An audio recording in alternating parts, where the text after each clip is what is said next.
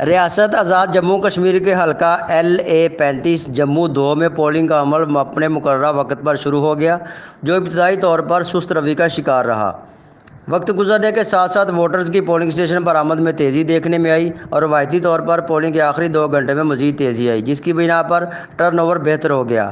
حلقہ LA-35 کے 82,547 voters کے لیے 144 پولنگ اسٹیشن قائم کیے گئے تھے۔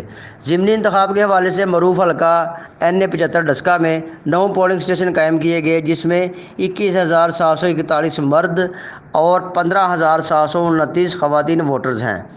سرکل پسرور میں 30,127 ووٹروں کے لیے 41 پولنگ اسٹیشن قائم کیے گئے تھے۔ سمڑیال سرکل کے 12,207 ووٹروں کے لیے 12 پولنگ اسٹیشن قائم کیے گئے تھے۔ Returning officer assistant commissioner Daska کی زیر نگرانی تینوں سرکلز کے رزلٹ DPS میں کمپائل ہوں گے۔ ووٹوں کی گنتی کے بعد حتمی نتیجہ کا اعلان کیا جائے گا۔ امین رضا مغل MM5 نیوز ڈسکہ۔